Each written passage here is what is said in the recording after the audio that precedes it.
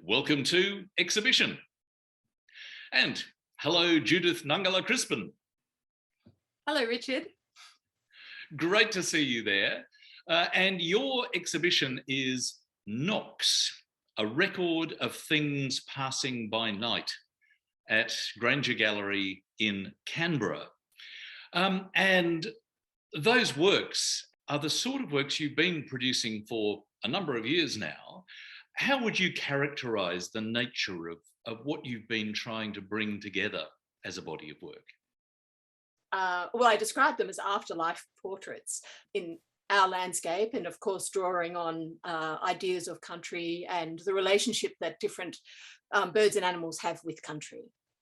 So they are in many ways photographic, but not in the conventional sense of just taking out a camera that most of us perhaps might imagine. Can you give us just a little more of the basic nature of the process that you use? Look, I see these as belonging firmly in the tradition of photography. Photography existed before there were cameras.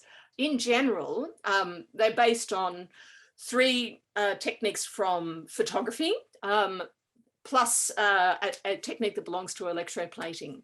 So the techniques from photography are essentially sun printing or lumen printing, which is basically a photogram where you stick something on a bit of light sensitive paper and things develop around it.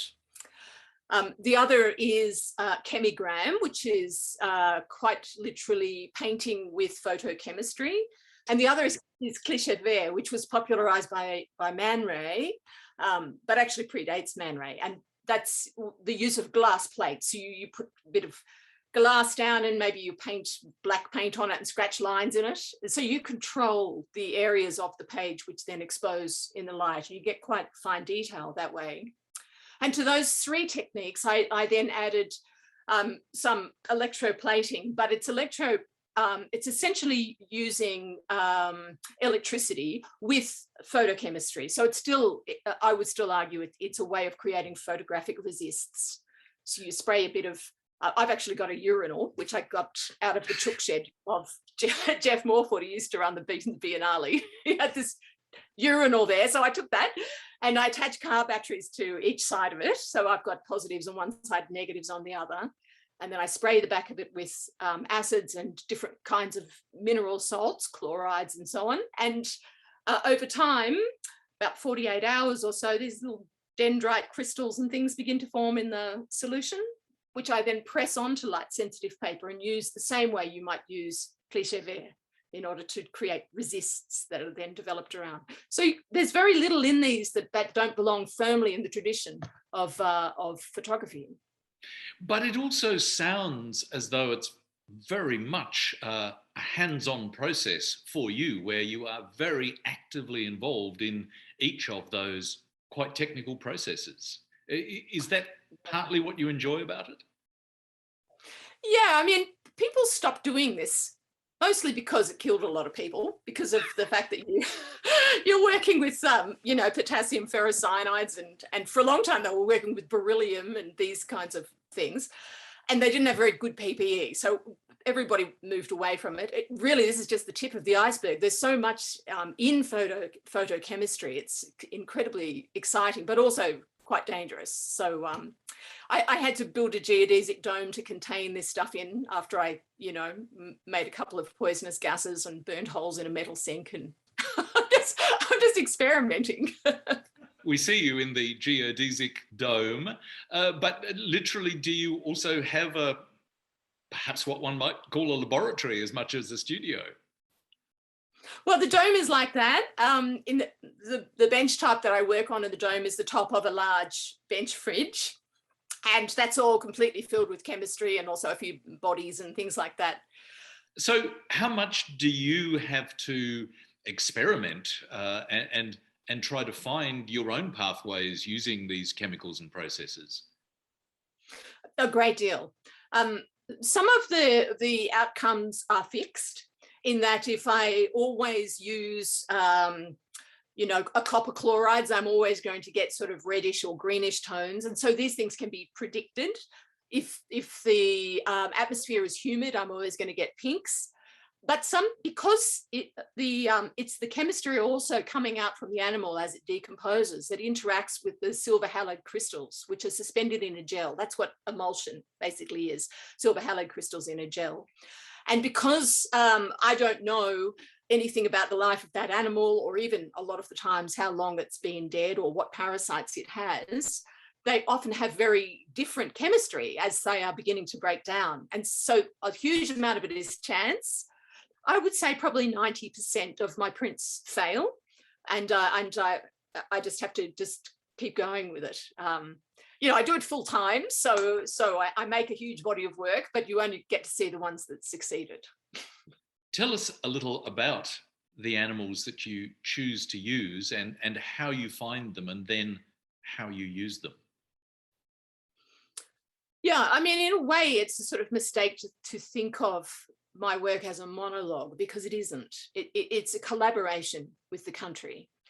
And it came about because I had a long conversation with an old lady up in Lajumani, a wonderful painter who's passed away now.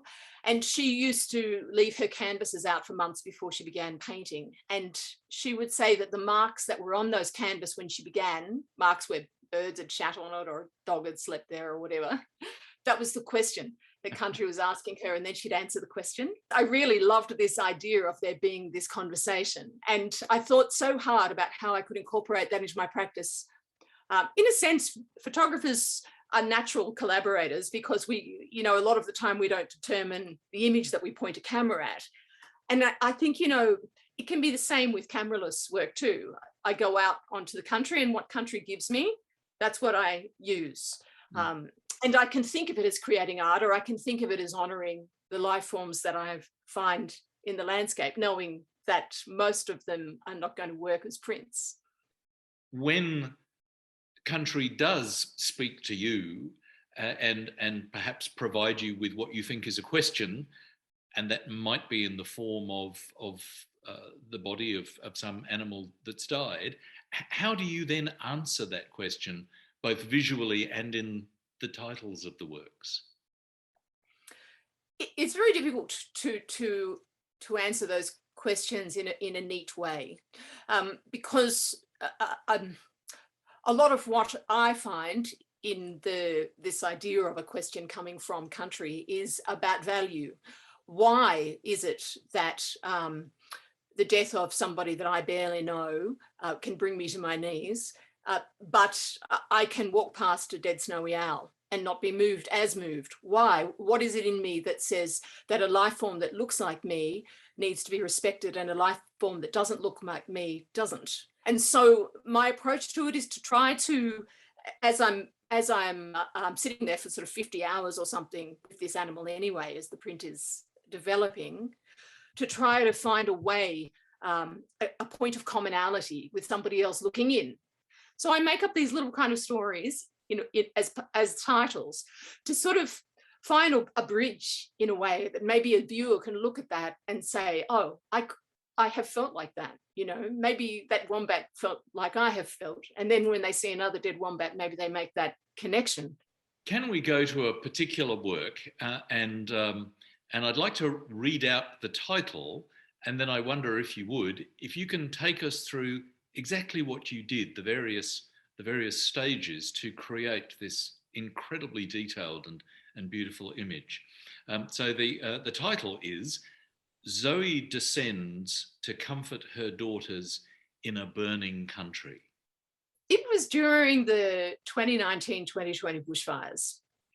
And my friend Victoria, who is in fact exhibiting with me at Granger Gallery at the moment, she has a cattle farm out at Braidwood, and she had fire on 4 boundaries. And so I was spending a lot of time there with her. We were doing, all night vigils and, defending her property essentially from these fires. And we were shrouded in smoke most of the time. And it was a pretty frightening situation. And one day I found this little tiger snake that had died presumably from smoke inhalation. And I wanted to make a print that honored this snake. But the difficulty was it was a tiny little snake. I was going to get some detail from it, but not enough to make a largish print. And I thought, how do I honor this snake with this almost non-existent amount of UV and just this tiny snake? And I remembered a story about the Milky Way having been the shed skin of a snake. And I thought, I wonder if I could do that, if I could elevate this little tiger snake to be the entire Milky Way, to take this little tiny life that nobody would have noticed and make it as grand and cosmic as I possibly can. So to do that, accuracy became really important. So I remembered that I had these star maps that I had drawn when I was at Rabbit Flat Well in the desert, in the central desert, pretty accurate. And so I printed those star maps out and I put them on under a sheet of glass. And then I got all the seeds, tiny seeds that I could find in the area where I had found that snake. So seeds from that snake's country, as well as other seeds and things that I brought in. And I glued them with honey onto the glass meticulously. And where I wanted there to be red giants, I dipped them in copper chloride first and then put so that they'd go a little bit red. That's extraordinary detail. It's wonderful. And then I laid the snake on the glass, under the glass, and then I drew the dotted lines to draw the constellations on, to try to make almost this sort of old-fashioned atlas type image from the snake. And then it ended up being quite a long exposure because we needed a lot of UV, but it worked out really, really well. There is in all of these images extraordinary detail of at least parts of the bodies of these creatures. But at the same time, there's a kind of misty opalescence often, a sense of a misty light, which hints at an otherworldliness. Is that something that you deliberately choose to create, or is all of that just part of the chemical process? In fact, I have to work very hard to try to get the detail in, because if I were to just apply these processes as they are without interfering in any way, mostly you would have that sort of very, very faint detail coming in. Because if you think about it, the body of the animal or the bird simply acts as a resist. So it blocks the light and a shape just grows around it. So with that first process of just sun printing, there's no detail at all on the animal. So I have to elevate them on perspex so that light can come in underneath. And then I have to paint developers and toners and things like that in a very detailed manner on the animal, the individual hairs and feathers and scales and this. And I cheat as well. I sometimes use a marble or a ball bearing for the eye if I'm not getting enough of a pressure. And sometimes I'll wire little bits of the animal so that it actually sits down flat on the page. But it's impossible to get that level of detail everywhere. So I try to as much as possible, get it in the face, because I think that that's really where a person is wanting to find that connection. But sometimes you'll see there's this like halo of light around them. And that is because they cast a shadow, because they're three-dimensional. And where they cast the shadow, that little part of the page is more protected from development. And so you get this sort of ghosting effect around the figures. You mentioned earlier that sense of connection with country and country asking you questions, but also you've very actively sometimes travelled out into country to explore, to reconnect. And you've often done that on a motorbike with your dog Moon in his own custom-built carrier. Tell us about some of those trips, and I think you took Moon back to his country at some stage, which is the Tanami Desert. I've been spending several months a year for, I guess, close to 15 years now, in Walpuri country in the Tanami Desert, Lajamanu and Yindamu. And the old Walpuri ladies took me in, and I think they just wanted me to to share in their connection with the land. And so they taught me some hunting, and we talked about painting. And we have actually we have an image of you here with a relative of yours that you've been able to spend a little time with, Henry Jacamara Cook, who I understand is over 100. He's well over 100. Nobody's entirely sure because he doesn't have a birth certificate, but he's the last surviving witness of the Coniston massacre. And we know that he had done the first of the boys' ceremonies, Kudiji, at that time. So that probably makes him between 110 and 112 years old. And he's very, very dear to me. Yes, yeah. But on one of my trips up there, which was, I guess, about 5 years ago, there had been a dingo cull around the back of the mine, and one of the little girls had found this little puppy and had brought the puppy to Lajamanu, where I was, trying to find somebody to give this puppy to. And the puppy, which was Moon, which we think he is half camp dog at least. And he was about 4 weeks old, and he was completely pink. He had mange and no fur, and I really thought he was going to die. But I took him anyway. And when I took him, the old lady said, you know, he comes from this country, so you have to bring him back.